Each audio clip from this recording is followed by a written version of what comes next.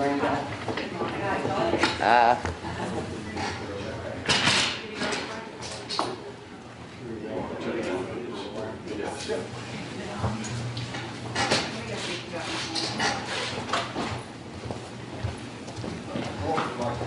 Oh, here, he's back here.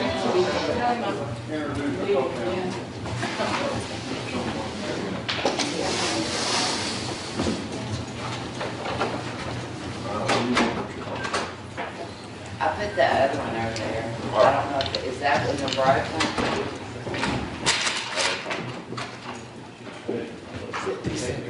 In username?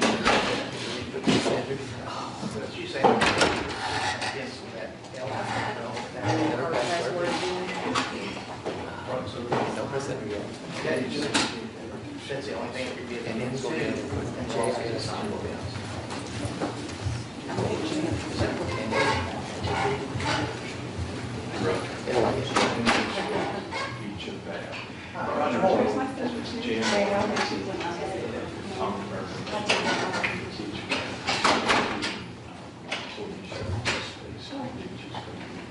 Judge going to be out in a couple of minutes. Have a cell phone to make sure it's cut off.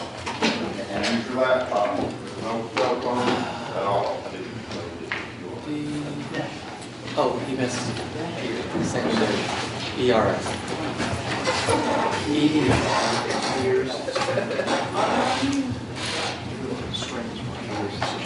And I would have looked at that.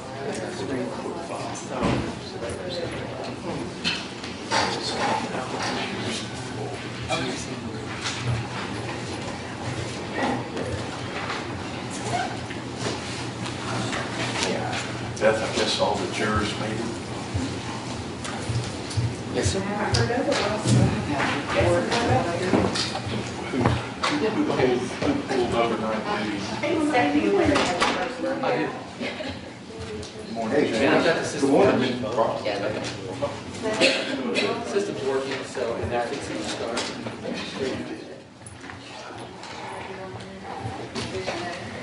Jim?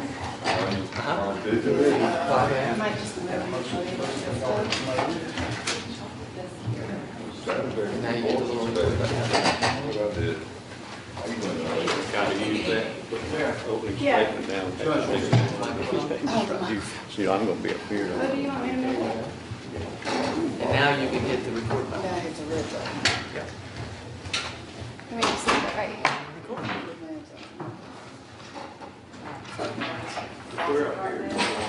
I'll just leave it running. Oh, really? You got Yeah, if you want it, yeah. I mean, I don't know if this mic will pick up, you just turn it around. Lay back, I don't know if I need it or not. so that you want to make sure. I mean, I don't, with this mic and that mic, Well, is that set up for us? I don't know. Or is that's camera, that's y'all's mic?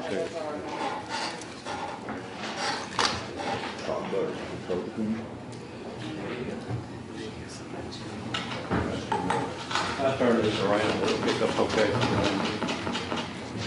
That will be much better. Yeah, just put the feet up. Or you put it in your pocket, go pocket. Was Teasley back? No, she's not in the rush. Yeah. I can't do that. Just do it this way.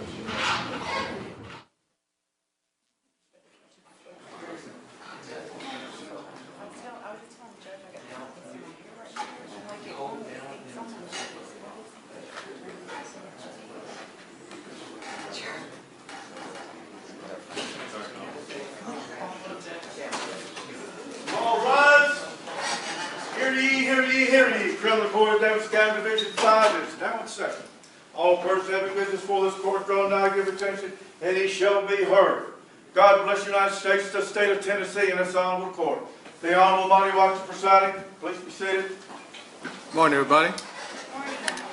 We obviously have a trial docket this morning, and I see before me a motion in limine. I was going to ask the question if both sides are ready. I presume both sides are ready, but I do need to deal with this motion in limine and any other matters that may come up. We have an issue also we need to address, John. Okay, that's fine. Let me get a chance to read this motion. include exactly this wording. And the wording that we're talking about, Your Honor, is on the very back of recklessness established an element of the offense, and the defendant is unaware of a risk because of voluntary intox. The defendant's unawareness is immaterial and is no defense to that element in the prosecution of said offense. So, Your Honor, obviously, we'd like the jury instructions to reflect just that, to that element.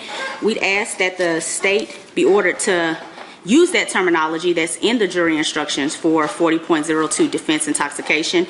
And, Your Honor, we do ask that, since it was stated multiple times in voir dire otherwise, that if Your Honor finds and grants this motion eliminate, that you give a curative instruction to the jury, kind of letting them know what it actually states. All right, who for the state? Judge, this is the jury instruction that was given by the court after hearing the proof in the trial last time, which accurately sets out, I submit, the instructions that apply to this particular case. As we know, the pattern instructions are just that, pattern. And in this particular case, that's the law, based upon the facts that were presented, and I submit will be presented. And the state's position is that essentially counsel should be prevented from arguing that there is any such defense, because there's not. And that's essentially what they would be asking, is jury nullification as to counts 1 through 4, because it is not a defense. The court's charge, the jury instructions are correct as were given, it would be given this time, and it is a correct statement of the law that it is not a defense to aggravated rape. Intoxication is not a defense to that or any other offense where the culpable mental state is recklessness. So I think to argue otherwise, for the defense to try to argue that it is a defense, should be prohibited. Okay. Yes, you may. I want to know how it is a defense. Well, Your Honor. Go around to the podium, please.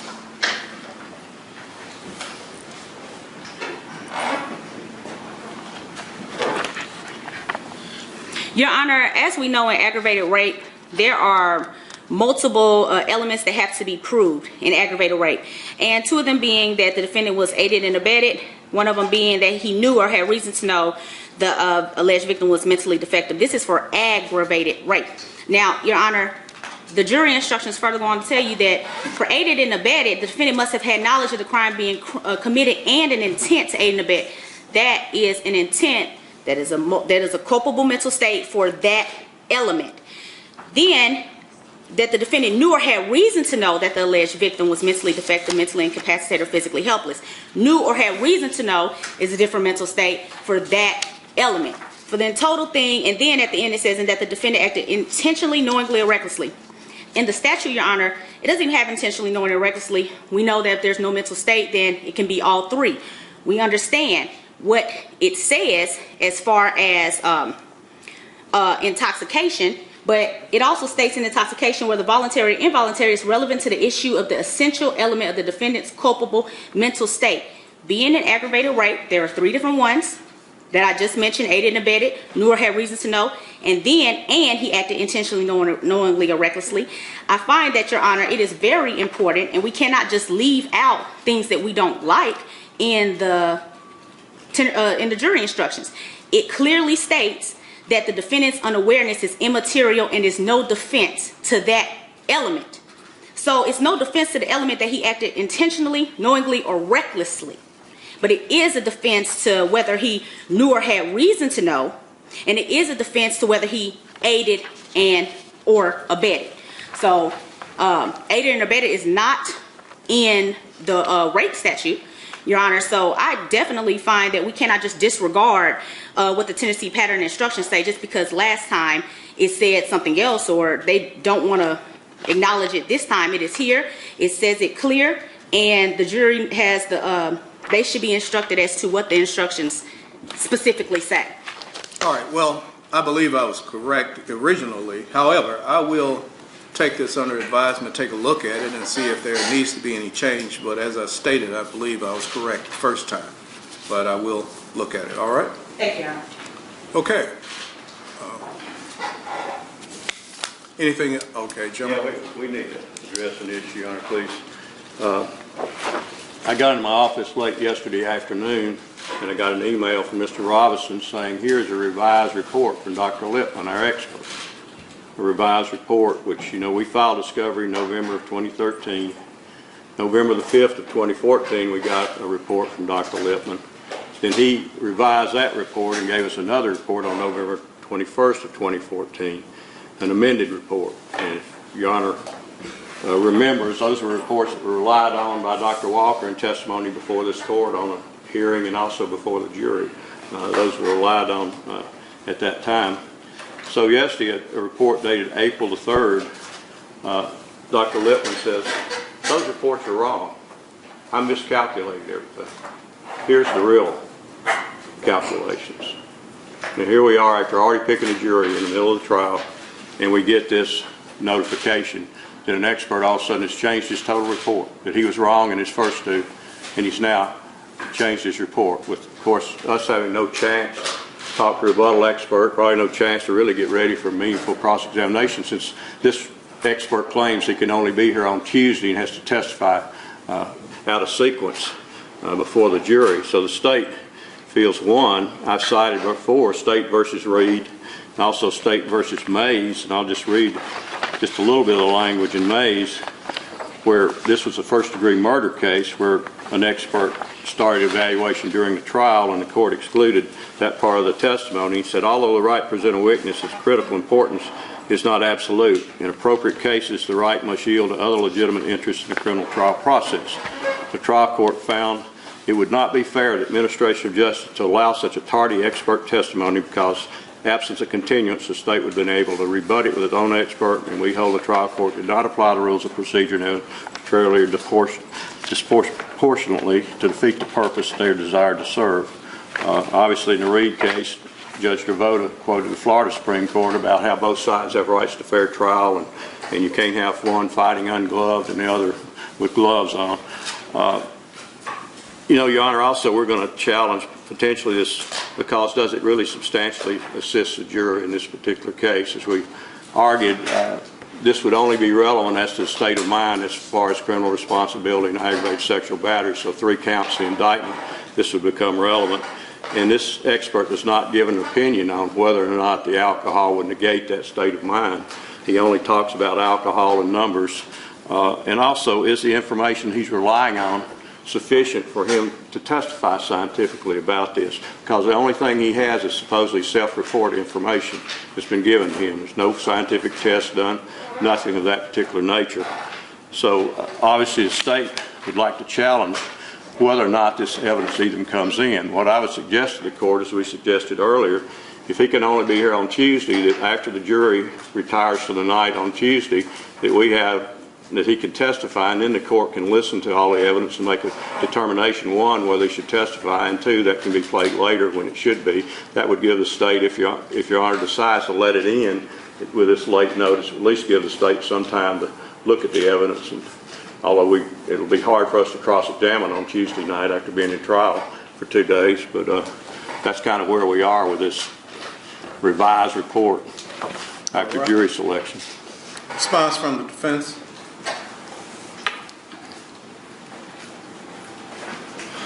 Your Honor, to say that this is a completely different report is clearly disingenuous from the standpoint of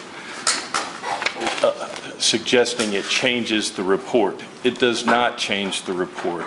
I received it yesterday. Dr. Lippman figured out that he transposed 2 numbers, 05 and it should have been 05, and he used 50, I believe. And it's a minuscule error. It doesn't change the results. And I have the 2 reports here that I can share with Your Honor that it changes. It changes the estimated breath alcohol content just barely. That's all it does. It does increase it, but he found it, not me. He said, I need to correct this. He sent it to me, and I turned it around and flipped it to the three prosecutors here. So there's nothing that's changed in there. It does very, very slightly elevate the estimate of the blood alcohol content. But as far as his opinions on how it got there, and it changes nothing else with respect to this report. So there's really no prejudice here. This is really, Your Honor, an attempt. You know how badly the state does not want Dr. Lippman to testify on Tuesday. And so this is an attempt to manipulate that request that they have to not allow Dr. Lippman to testify live on Tuesday. So, because it is so minimal that it really makes no difference. And I can hand these up and let Your Honor see these if you would like to. Well, I would like to see them, but any other response from the state? Yes, Your Honor. It changes the numbers, it makes them higher, but if you look, here's one report, one box. Here's the second report, a different box. He's using a totally different standard and test that I know nothing about. I've never heard of the Widmark formula method. Will I have time to educate myself on that by Tuesday? I doubt it. So there's two different boxes now where you Your Honor, again, I don't think that's correct. The state's expert, Dr. Furlew, wrote a letter to Mr. Thurman September 26th of 2014, and he uses the Watkins method. So, not my method. I'm sorry? Not my method. Oh, not Watkins. I've got Watkins on the brain, I think, Your Honor.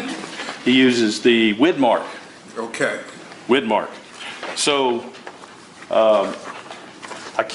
I know this letter is written to Mr. Thurman. He sent it to me, and it uses the Widmark method.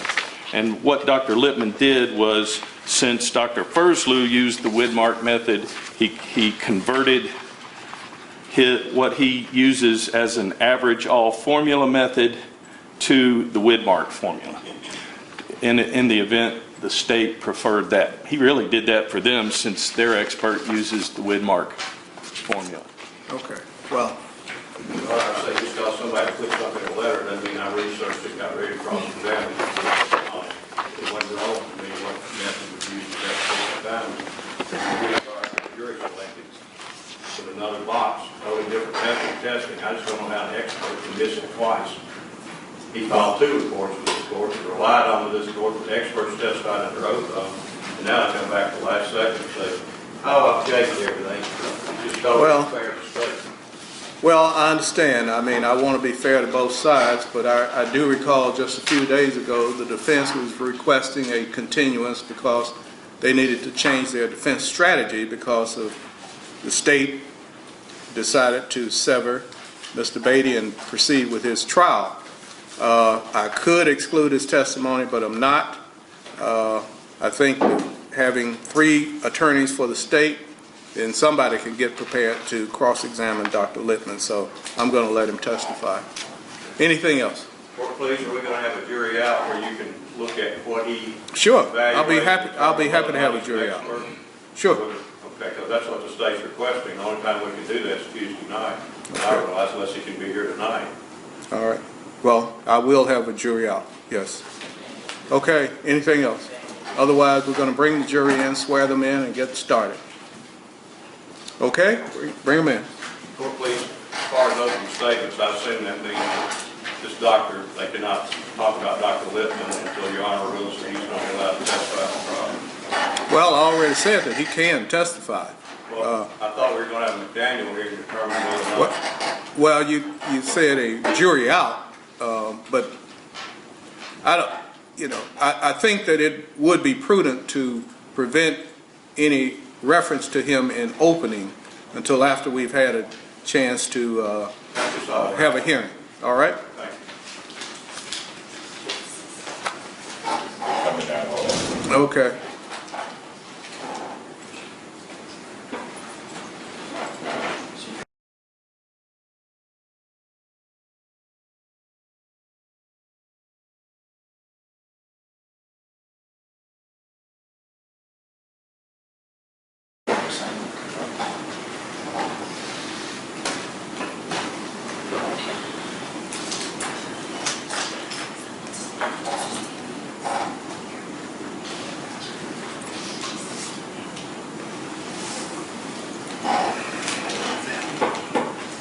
have a reading of the indictment first.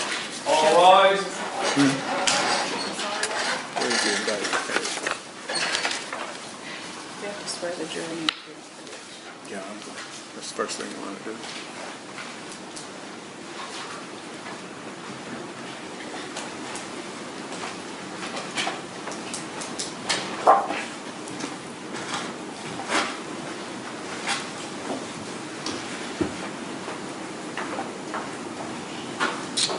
All right, everyone be seated except the jury, except for the jury. Please be seated. I need all of you to raise your right hands, first of all. Do you solemnly swear or affirm that you will well and truly try the issues joined and a true verdict render according to the law and evidence, so help you God? All right, please be seated, and good morning, ladies and gentlemen. Good morning. Good morning. Good morning. All right, I haven't seen you since last week. Welcome to Nashville. We are about to get started. I know that you're all ready, so we will start. Well, let me introduce one other person, first of all. Khadijah Babb is another one of the attorneys for the defense. You did not see her last week, but she is working with the defense in this particular trial. Okay, we will now have the reading of the indictment. Please court, counsel. Members of the jury. The indictment in this case reads as follows. Count 1.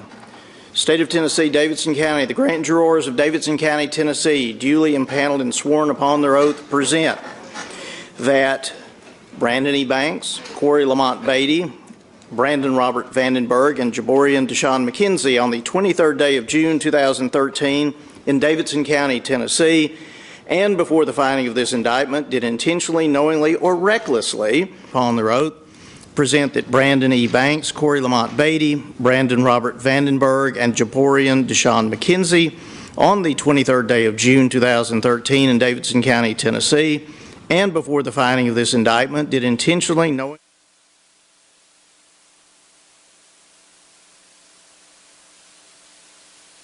Batey, Brandon Robert Vandenburg, and Jaborian Deshaun McKenzie did aid or abet each other in the commission of the offense, and Brandon E. Banks, Cory Lamont Batey, Brandon Robert Vandenburg, and Jaborian Deshaun McKenzie knew or had reason to know that Elizabeth was mentally incapacitated or physically helpless in violation of Tennessee Code Annotated, Section 39-13-502, and against the peace and dignity of the state of Tennessee. Count 4. The grand jurors of Davidson County, Tennessee, duly impaneled and sworn upon their oath, present that Brandon E. Banks, Cory Lamont Batey, Brandon Robert Vandenburg, and Jaborian Deshaun McKenzie on the 23rd day of June 2013 in Davidson County, Tennessee, and before the filing of this indictment, did intentionally, knowingly, or recklessly engage in unlawful sexual penetration of Elizabeth Lackey and Brandon E. Banks, Cory Lamont Batey, Brandon Robert Vandenburg, and Jaborian Deshaun McKenzie did aid or abet each other in the commission of the offense, and Brandon E. Banks, Cory Lamont Batey, Brandon Robert Vandenburg, and Jaborian Deshaun McKenzie knew or had reason to know that Elizabeth Lackey was mentally incapacitated or physically helpless in violation of Tennessee Code Annotated, Section 39-13-502, and against the peace and dignity of the state of Tennessee.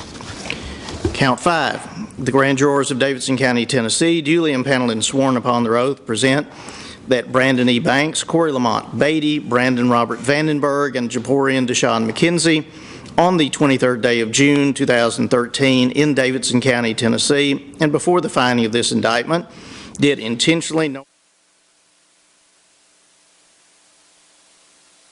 and Brandon E. Banks, Cory Lamont Batey, Brandon Robert Vandenburg, and Jaborian Deshaun McKenzie did aid or abet each other in the commission of the offense, and Brandon E. Banks, Cory Lamont Batey, Brandon Robert Vandenburg, and Jaborian Deshaun McKenzie knew or had reason to know that Elizabeth was physically helpless in violation of Tennessee Code Annotated, Section 39-13-502, and against the peace and dignity of the state of Tennessee. Count 6. The grand jurors of Davidson County, Tennessee, duly impaneled and sworn upon their oath, present that Brandon E. Banks, Cory Lamont Batey, Brandon Robert Vandenburg, and Jaborian Deshaun McKenzie on the 23rd day of June 2013 in Davidson County, Tennessee, and before the finding of this indictment, did intentionally engage in unlawful sexual contact with Brandon E. Banks, Cory Lamont Batey, Brandon Robert Vandenburg, and Jaborian Deshaun McKenzie, did aid or abet each other in the commission of the offense, and Brandon E. Banks, Cory Lamont Batey, Brandon Robert Vandenburg, and Jaborian Deshaun McKenzie knew or physically helpless in violation of Tennessee Code Annotated Section 39-13-504 and against the peace and dignity of the state of Tennessee. Count 7.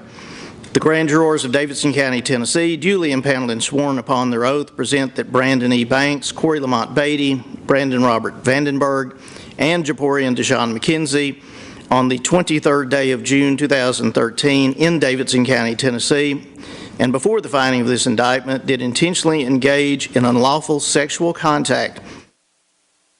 Brandon E. Banks, Cory Lamont Batey, Brandon Robert Vandenburg, and Jaborian Deshaun McKenzie did aid or abet each other in the commission of the offense, and Brandon E. Banks, Cory Lamont Batey, Brandon Robert Vandenburg, and Jaborian Deshaun McKenzie knew or had reason was mentally incapacitated or physically helpless in violation of Tennessee Code Annotated Section 39-13-504 and against the peace and dignity of the state of Tennessee. Count 8 refers only to Mr. Vandenburg.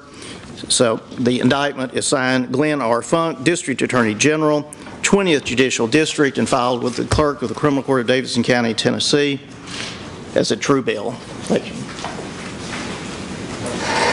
All right, Ms. Batey, if you would please stand. In the case of State of Tennessee versus Cory Lamont Batey, docket number 2015C-1517, what is your plea to the charges of aggravated rape and aggravated sexual battery? Not guilty. All right, thank you. You may be seated. All right, we will move to opening statements. Thank you, Your Honor.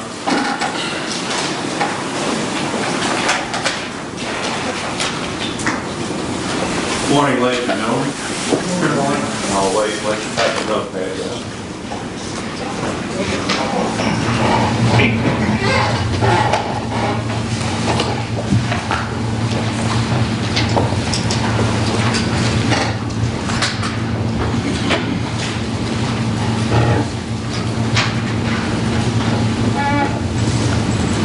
Ladies and gentlemen, the evidence in this case is going to show you that in 2013, Elizabeth Lack built university. She was majoring in neuroscience with plans to get a PhD. She was on the dance team looking forward to football season that fall. And she'd met a new man in her life, one of these defendants, Brandon Vandenburg.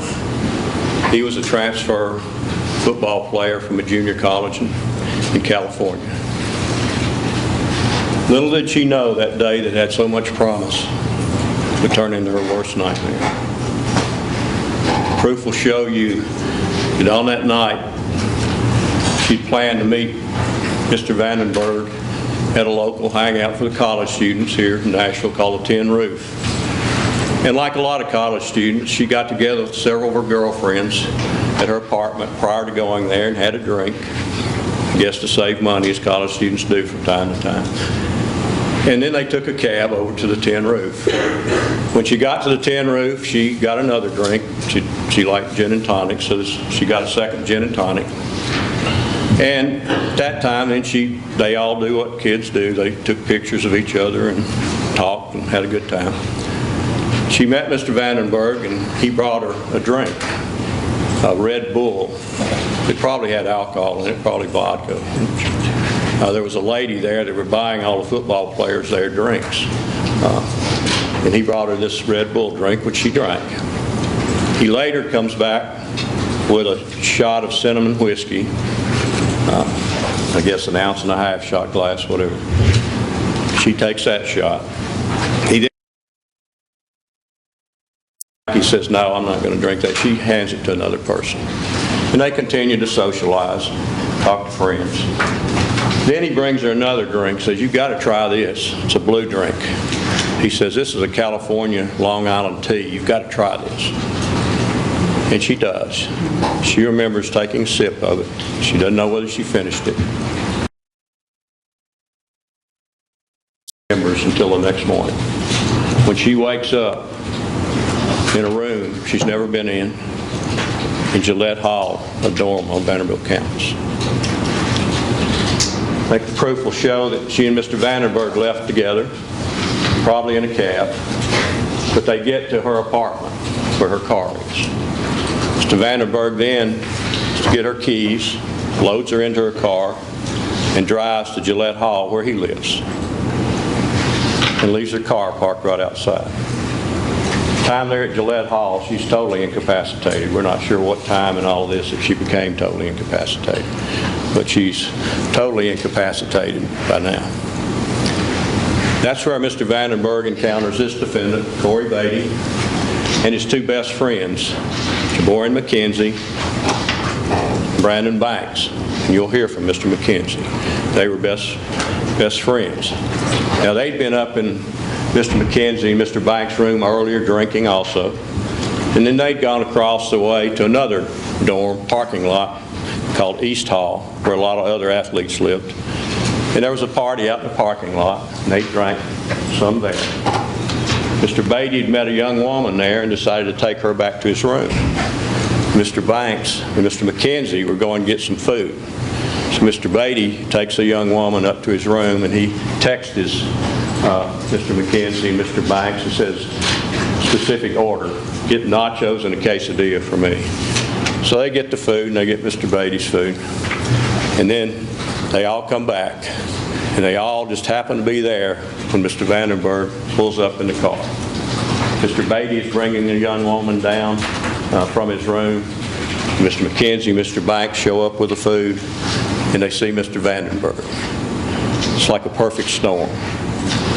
They talk briefly and decide to go to Mr. Vandenburg's room. From there, actually Mr. Vandenburg's carrying Elizabeth Lackey. Mr. Banks goes on the elevator with him to go up to his room. Mr. Batey and Mr. McKenzie follow and go up to the room. And you'll see on surveillance video when they get off the elevator how they just dump Elizabeth Lackey on the floor, unconscious, and how they're having great fun already, that they're taking pictures of her vaginal area and laughing. And you'll hear actual conversations of that. They think it's extremely funny. They then pick her up and get her into Mr. Vandenburg's room. Now, his roommate, which you also hear, is Mac Prelude, who's there. He's asleep in the top bunk where he sleeps. He's a young freshman walk-on football player that's only been on campus a few weeks. He's Mr. Vandenburg's roommate. And he lays there, although he hears things and sees some things, he acts like he's asleep and tries to avoid the whole situation. But it's noise.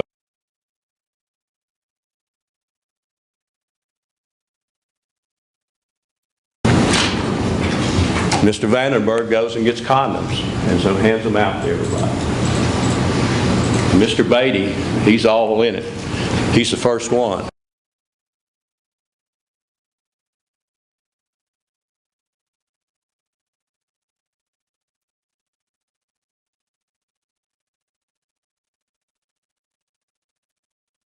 He then attempts to have sex with her vaginally, but he can't get an erection. He then puts his penis in her mouth and sits on her face. He then goes back and has sexual intercourse with her. Now, Mr. Banks decides he needs an action too.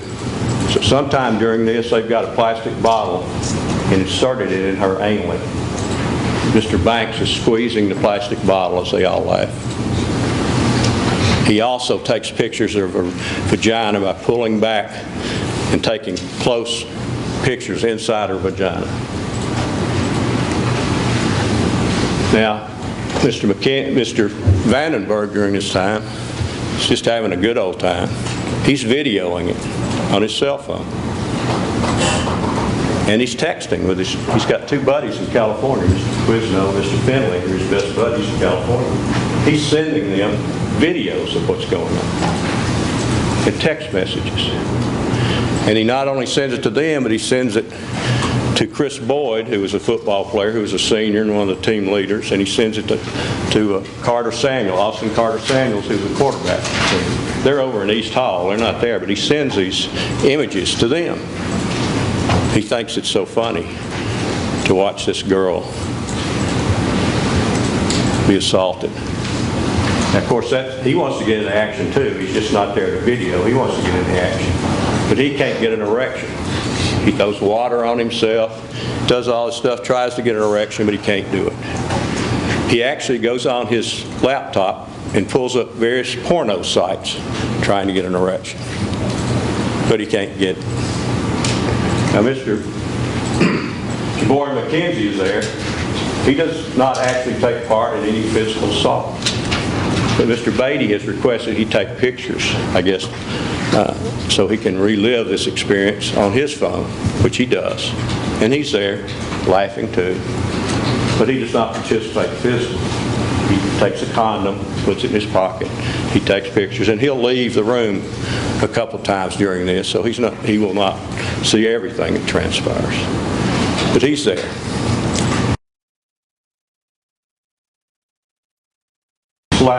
This lack so hard they leave handprints, because Mr. Vandenburg is confident she's not going to wake up. Slaps her on the buttocks as hard as they can. And then Mr. Batey does the ultimate to degrade the victim. He urinates on her. That is the end of this 30-minute attack. Nobody wants to mess with her after that. So Mr. Batey then exits, goes up to his room. Mr. McKenzie and Mr. Banks go out and go into the restroom with Mr. Vandenburg. Mr. Vandenburg at this time has gathered up the condoms. He flushes them down the toilet. And they skip out on him laughing because it's funny now they've left him there with Miss Lackey, who's now been dumped like a piece of trash out in the hall, face down, naked from the waist down, laying out in the hall. Mr. Vandenburg, trying to figure out what to do, he's covered up the surveillance camera, and you'll see it as he goes up there with a towel over his head and puts it over the surveillance camera. So he can try to get her out, because where she is not covered by a surveillance camera, but to bring her back out, to get her out would be. So he covers the camera. That does it. He can't figure out what to do, so he calls his buddy, Chris Boyd. He's over at East. Mr. Boyd brings Dylan Vanderwall and Mr. Retta, and also they're joined by DeAndre Woods, and they show up to help Mr. Vandenburg out. And they decide, let's just put her in the bed. Now, Mr. Prelude's had enough by now, so he gets out of the top bunk, and he gets out of there and goes up and spends the night with a friend. They put her in the bed and leave her, totally unattended, unconscious, and leave her. Mr. Vandenburg goes back across with Mr. Vanderwall and spends the night. And when he gets across the other dorm, the first thing he does is go into Carter Samuel's room. He's in there with his girlfriend, and delete the image that he sent to Mr. Carter Samuels. Mr. Batey has gone back up to his room, and they meet again in Mr. McKenzie and Mr. Banks' room. They talk for a while. Mr. Batey uses his phone and calls the girl he'd had in the room, talks to her for a while. And then he takes a shower. And he calls another girl and has her come over at 3:30 in the morning and spend the night with him. That was how the night ended. The next day, they're a little worried. Mr. Vandenburg decides that he needs to check it out. So he tells his roommate, Mr. Prelude, I need the room late this afternoon. And he's really nice to her. He tells her how drunk she got, and how he took care of her, and how kind he was, everything. And then he has unprotected sex with her. And ejaculates, even though the condoms are sitting right there in the room. You'll have to ask yourself why he does that. Is that to destroy evidence? She never sees him again. Although you'll see a few texts he sends her about maybe getting thrown off the football team and stuff. She never sees him again. And these four get together and work on their statements. They say, what are we going to say? So they all agree. What we're going to say, if they question us, is that, well, yeah, we all went up to the room. We were up there and we talked about football and stuff, and she was sick, and we put her to bed. Nothing happened. Nobody touched her. No photographs. Nothing happened. That's the story. And you'll see text messages back and forth as they attempt to cover it up and what's going on. What does she know? Has the video been deleted? All kinds of stuff like that. And they almost got away with it. Almost. Except there was some vandalism in the dorm that night. And the authorities at Vanderbilt started looking at the surveillance video to determine if they could see who had done the vandalism. And what do they see? That Mr. Vandenburg and Mr. Banks carrying this unconscious woman in the hall, taking inappropriate pictures of her room where four individuals go in. So at that time, once they observe that, they think the police probably need to come and be involved in this. They do. Police come, they search the room, and you'll hear from some technicians, ID personnel that specialize in that, and they did what's called a panoscam. I mean, you'll be able to actually be in the room, see how small it is, and it'll go around, you can see that. And they collected what evidence they could, all they didn't know at that time what to collect. They took sheets, they took towels, they took some fingerprints off the condom box, things of that nature, and submitted them for testing. They also, the police, at that time, seized cell phones from all these individuals. And they also seized Mr. Vandenberg's laptop. And forensic analysis on those items showed several pictures of this attack. And they also found, when they searched Mr. Vandenberg's laptop, all the porn sites that he'd visited during this 30 minutes in the room. They also found where he had done a search on whether or not police can recover videos that have been deleted. Then you'll find that the police, well, first of all, the Vanderbilt assistant dean of students interviewed these individuals at first before they thought maybe it wasn't criminal activity. And you'll hear from G.L. Black, who I think was assistant dean of students at the time, how he interviewed Mr. Batey. Mr. Batey gave him a written statement, gave him a tape statement. Oh, nothing happened. I was just there for a few minutes. We went up there, we talked football. The lady was unconscious. Nothing happened. No, nobody did anything to her. And he questioned Mr. McKenzie, his good buddy. Of course, he stuck to the plan too. No, nothing happened. Same story exactly. And then the police came involved, and they questioned both of them and took tape statements. And you'll hear Mr. Batey's tape statement as he denies nothing happened. He was there, talked football, blah, blah, blah, blah. Nothing happened. So that was the police involvement at that time. You'll hear then obviously the crime had possibly occurred. Ms. Lack, find out what she knew. Of course, Ms. Lack by Mr. Vandenburg.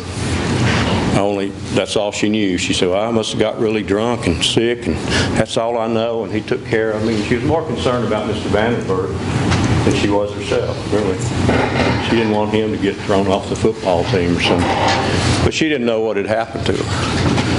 And they finally convinced her to have what's called a rape kit done. Where a forensic nurse will do what's called a rape kit, try to get evidence, take vaginal swabs and things of that nature. Although by the time 90 hours later, because it's not till the 26th the police are actually called. So they went ahead and did a rape kit, although normally past 72 hours they're not going to recover any evidence. So they did the rape kit, they documented that nature. You'll hear from the nurse practitioner on that. they submitted things for DNA, and you'll hear from a DNA specialist in the stipulation, I think, on another one, where they did find in the rape kit semen from Mr. Vandenburg from the consensual thing that happened. You'll find that they later got,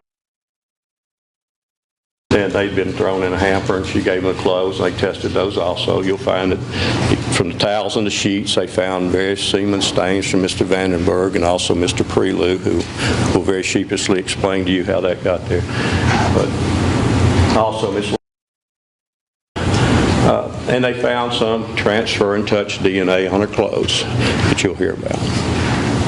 You'll also hear from a fingerprint expert, Judy Hooper, who will tell you that she did an analysis on the fingerprints lifted from the condom box in Mr. Vandenberg's room, and she found 3 fingerprints. One was too smudged, probably because the others are over it, to determine who it was, but the other 2 belonged to Mr. McKenzie and Mr. Banks. You'll also hear that the police, in their analysis, determined that videos had been sent to California to Mr. Finley and Mr. Quizno. Now, they go to California to get those phones. Well, they find when they get there, Mr. Vandenberg has already been to California. Those phones are destroyed.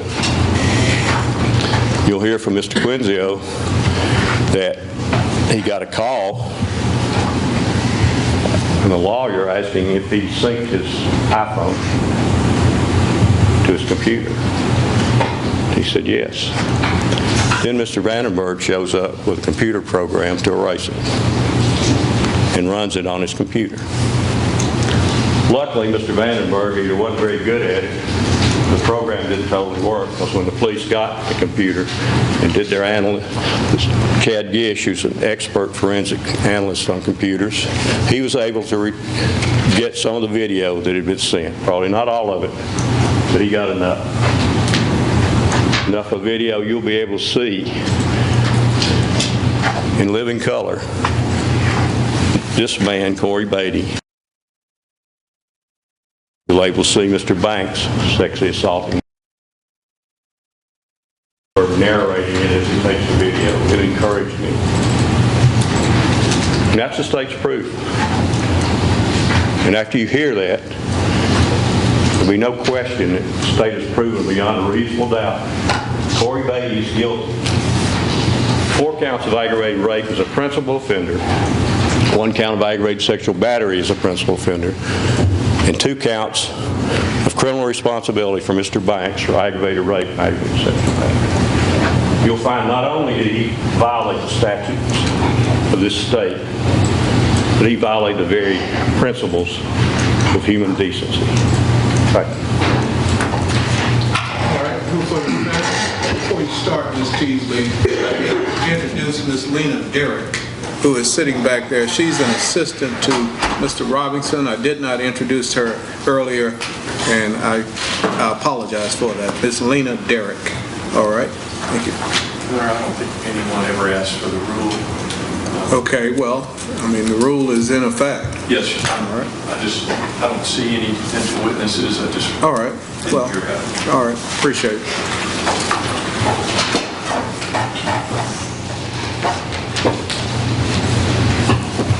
Good to see you guys again. I'm gonna get a chair. Is that okay?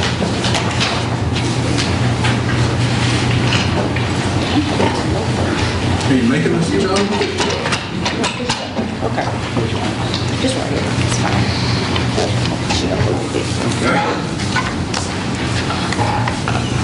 I got on these flat shoes because my feet have been swelling, so I'm gonna take a seat. I have on these flat shoes, my feet have been swelling, so I'm gonna take a seat if you all don't mind.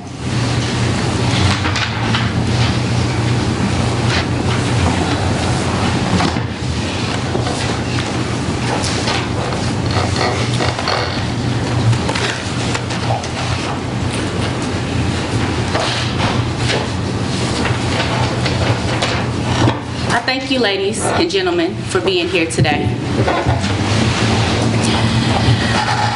I want to start with a quote. Albert Einstein said, "A person who never made a mistake never tried anything new."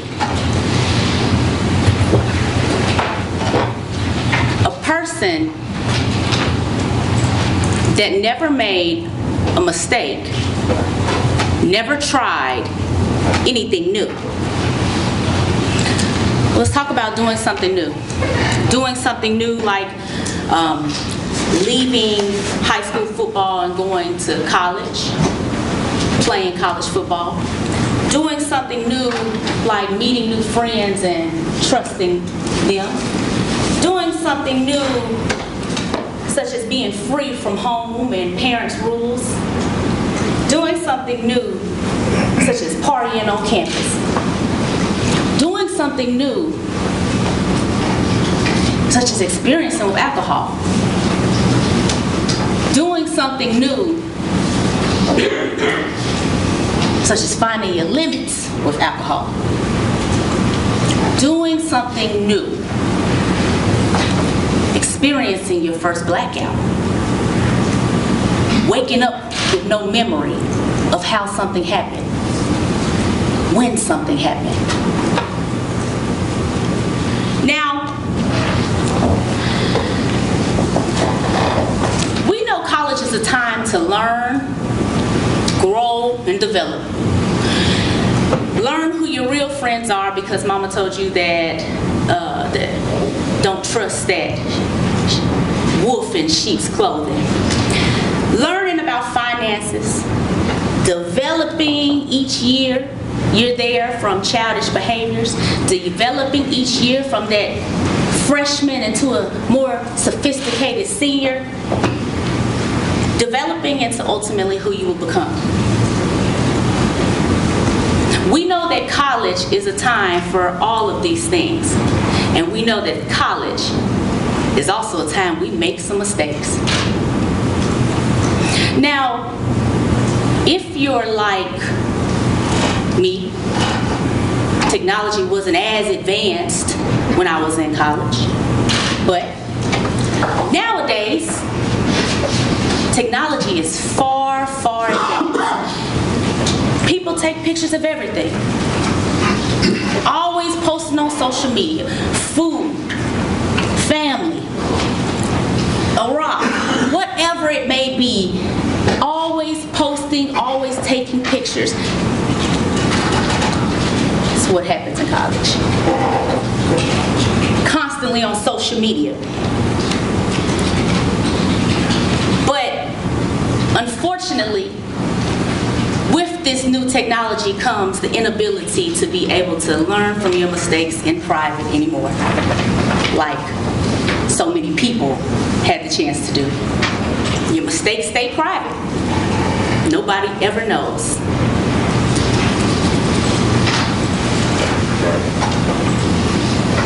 The day is June 23rd, 2013, and we're in college.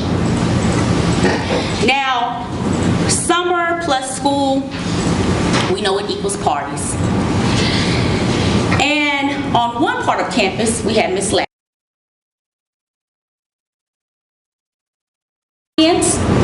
Miss Lackey games, which means she drinks with her friends before they actually make it out. She has her favorite drink, gin and tonic or gin and Sprite. About 2 shots of it before she actually goes out. So then she gets out and she's going to meet up with Brandon Vandenburg. Now Brandon Vandenburg is from California. He is the first pick for Vanderbilt. He's only been there 2 weeks. Mr. Vandenburg. She's gonna meet with him at Tin Roof. They had already made plans. She gets there. She has about 4 other drinks. All in less than 2 hours. And as we know, drinking a bit too fast can lead to you being drunker than you expected.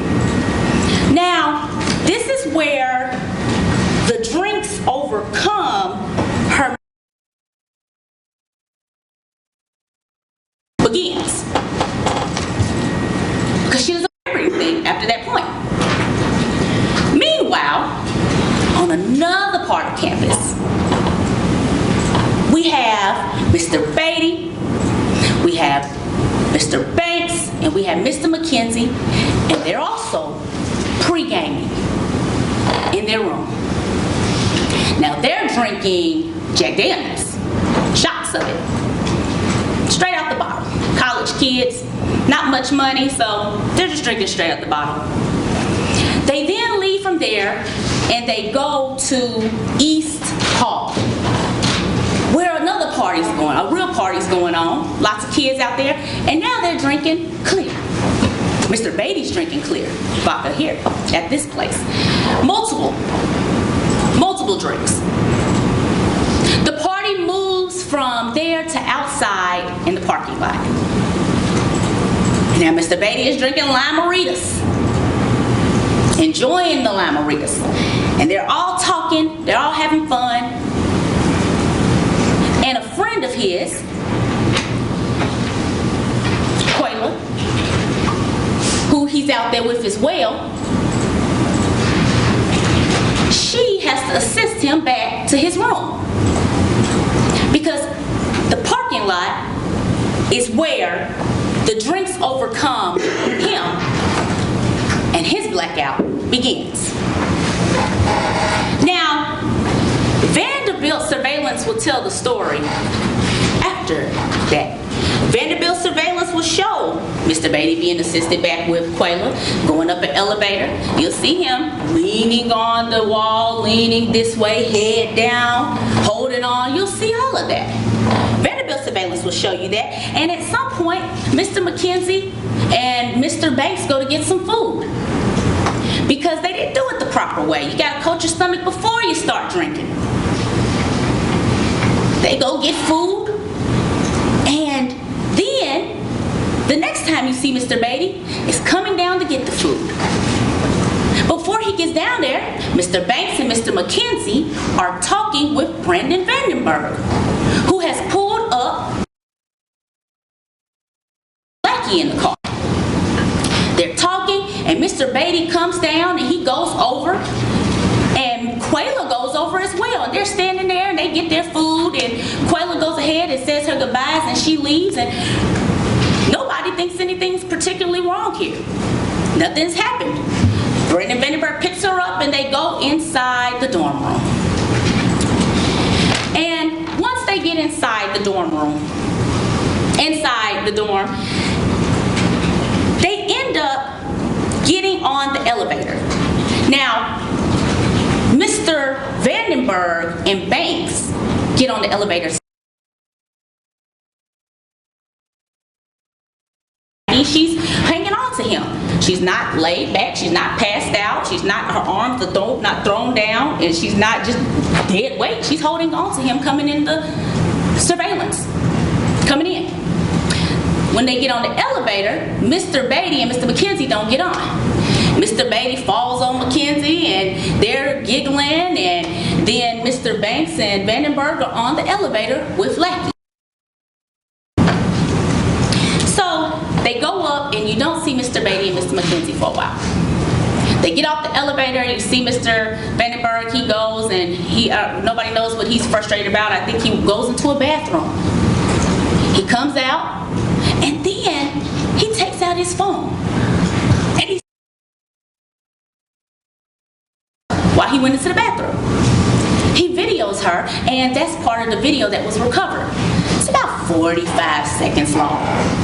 Mr. Batey's not in that. You won't see him at all in that. You'll see Brandon Banks, and you'll see Mr. Vandenburg, and after Mr. Vandenburg starts recording, Banks then starts taking pictures.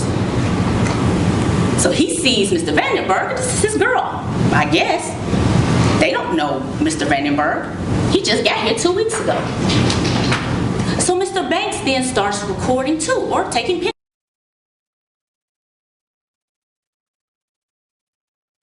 She's on the floor. Nobody's denying that.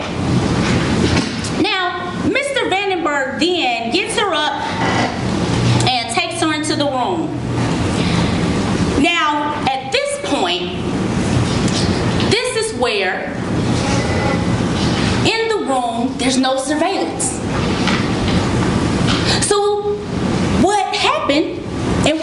want you to rely on is the other 15 seconds of video and pictures recovered from phones. Now, in these pictures, some of these pictures are still shots of the video. Some of these pictures are the ones that just came from other people's phones and whatnot. We're going to be overwhelmed with a lot of evidence and a lot of pictures, and a lot of them don't have Mr. Batey in them. Now, why would you be shown that? Well, because it's graphic. Those pictures are. And the pictures are what we talked about when you were sworn as a jury. Could you be fair and impartial? Could you see these things? It's not closing argument. I think she needs to stick to what the evidence is going to show. Yeah, and I'm talking about what the evidence is going to show, and I'm getting into the pictures now of what the evidence is going to be showing. All right. Thank you. And so, the pictures that you're going to be shown, they want, you'll see pictures, and they're inflammatory. There are pictures of her vagina. There are pictures of her breasts. There are pictures of her laying on the floor. Pictures of her behind. Pictures that, of course, Mr. Batey may not be in, but they want you to see them. Because they want you to convict him based off of those pictures. They want you to be angry and not look deeper into what's going on. Because when you look deeper, you will see Mr. Batey being used as entertainment. You will see pictures of Mr. Batey, and you will not see others in the picture with him. You will see carefully, when it's a picture of him or a video of him, how others are careful to ensure they're not in that picture. You will see that here is where the puppet meets his masters. The two drunkest people in the room become the entertainment for the night. Put your behind in her face. Picture is snapped. Pose behind her. Picture snapped. Pose near here. Picture snapped. Touch her butt. Snaps picture. Now stick your finger in her butt. Takes a video. Now, finish eating your food.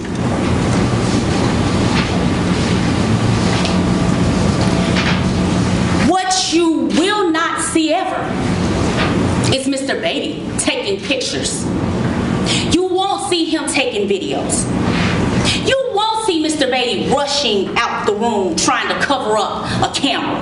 You won't see Mr. Batey appearing to be nervous and scared and trying to cover anything up. You won't see him in pictures holding her vagina open, taking pictures of it. You won't see him putting a bottle in her behind and turning it. You won't see that, and you won't find semen. Won't find fingerprints on any condom box, but you will find fingerprints from some of the others.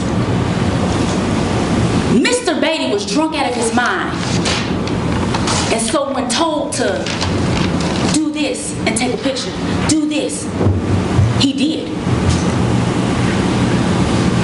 and start back eating. And he did. He only did simple things because his mind could not do anything else to cover up. He couldn't be criminally responsible for anybody there. You have to have the intent to act and promote. Couldn't have formed that. He couldn't aid and abet. He could not have appreciated her state.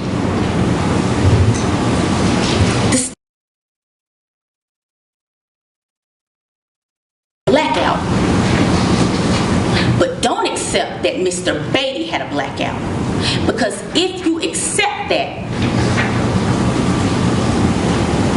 then you can't find Mr. Batey guilty of those counts. That's not true, Your Honor. Please, that's a total mistake of the law.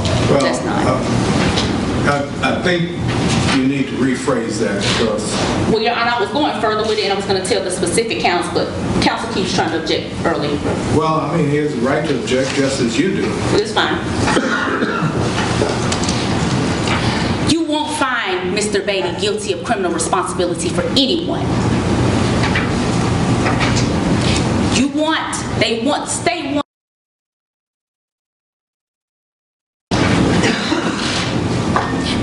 And we also have to look and accept that Mr. Batey was blacked out as well and just could not do certain things. And you'll hear and you'll see surveillance and you'll hear from people.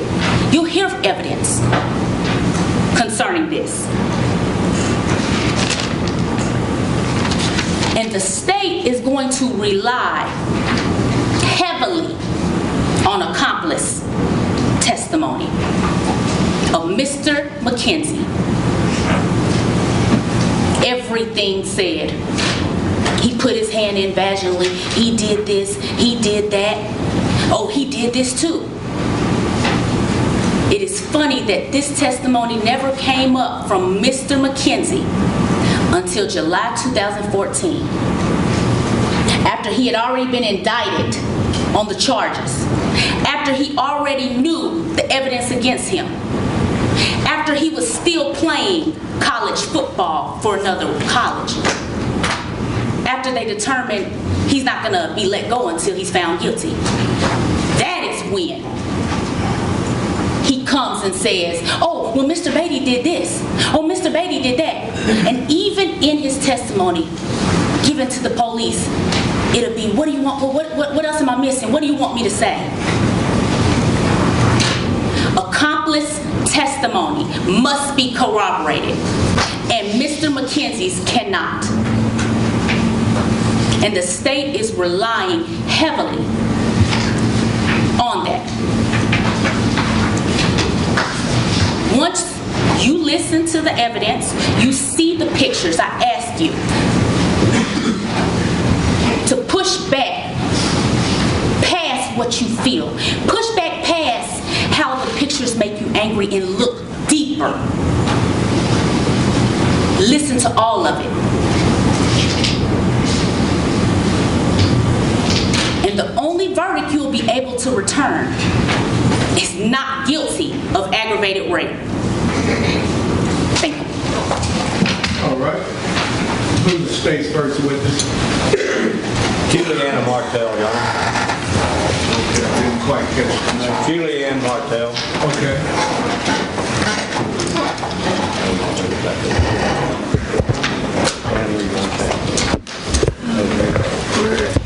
We can say put it right here.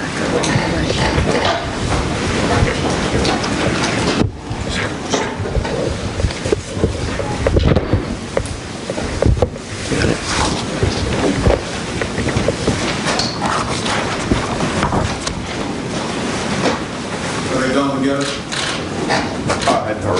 Julianne Martell.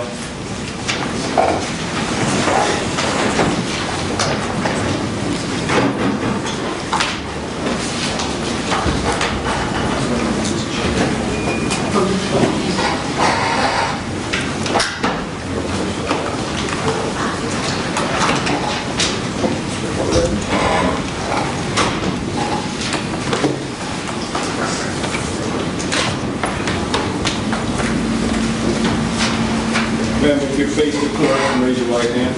Do you swear or affirm the testimony you're about to give to be the truth, the whole truth, and nothing but the truth, so help you God? Yes.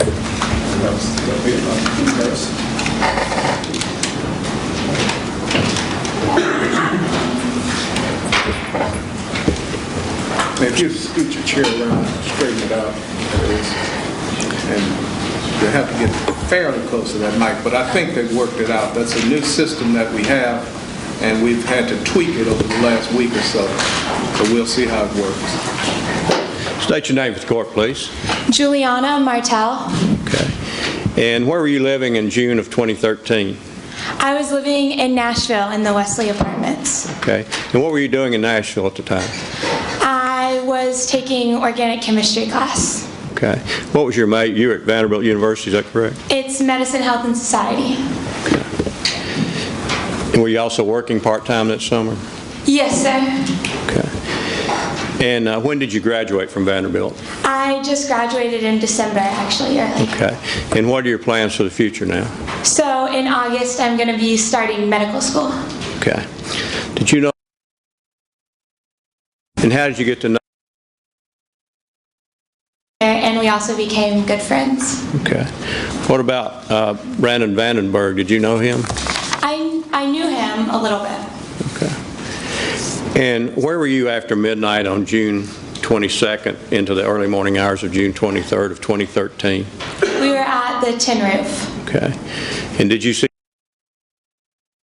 Had you gone there with Miss Lack? There. I didn't arrive there with her, but when we got there, we saw her come in. Did you talk to her during Yes, the period of the night? went up to her. And how would you describe her demeanor and actions at that time? She was normal, like she always is. We talked, we had a normal conversation. She was taking pictures with some of the other girls that she had arrived there with. Okay.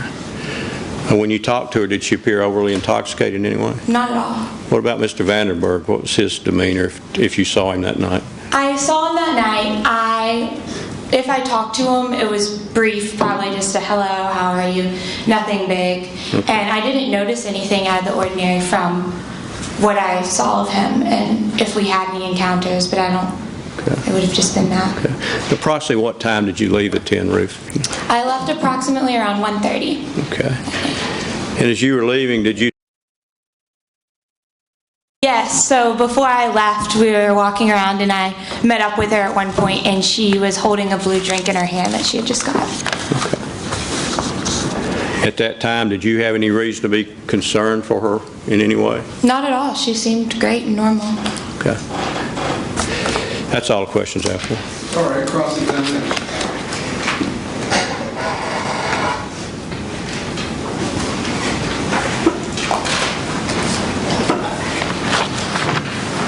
Ms. Martell? Yes. How long had you known? Tryouts in May the year before. So 2012 tryouts in May, and then we were on the dance team together for that whole year. Okay. Did you ever state that you didn't hang out with her, but you would see her out from time to time? I would see her out from time to time, and we would hang out too. I would say we were friends. I'm saying, when did you become friends? I think when the school year started, probably during the fall, we got to know each other more as we were on dance team together. Okay. We got along well.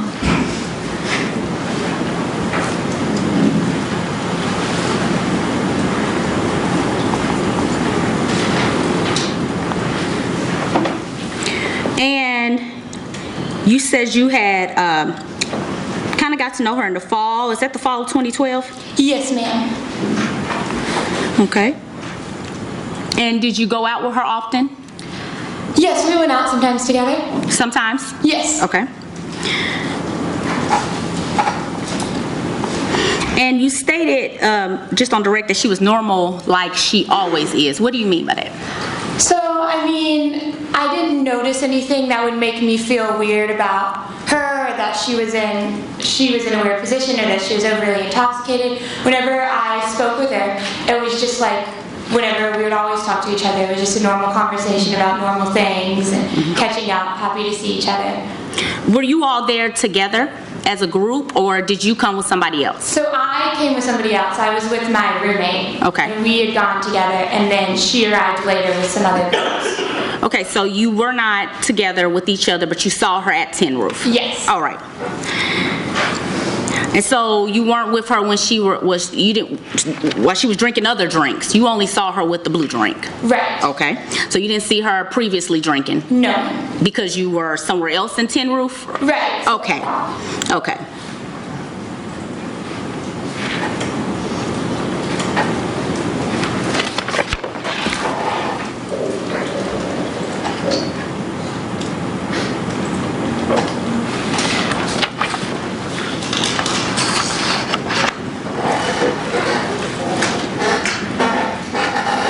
And Mr. Batey wasn't there, was he? Not that I know of. I didn't see him. He might have been, he might not have been. I wouldn't know. Okay. So you didn't know him?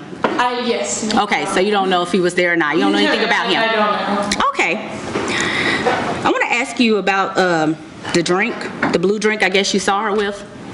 What kind of drink was it? Do you know? It was in a plastic cup. It was just a blue drink. Okay. She said she had just gotten it. Big?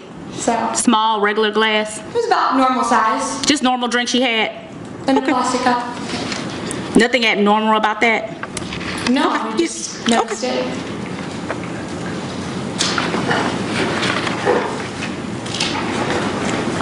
So pretty much you're here just to say that you didn't see anything abnormal that night? I'm assuming. I don't know why I'm here. Well, Yeah, she can. She is, Your Honor, and I'm just asking her, did she see anything abnormal that night?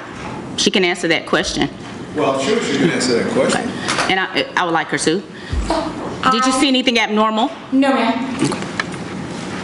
Thank you. All right, please, right? No. All right, thank you, ma'am. You're excused. Thank you. Next witness. Your Honor, we'd like a quick back and break my comment. You can. We were going to take a break in just a few minutes. Can you wait about 10 minutes or so? We already asked before this started, and then we... Okay, we'll go ahead and break now. Okay, thank you. All right.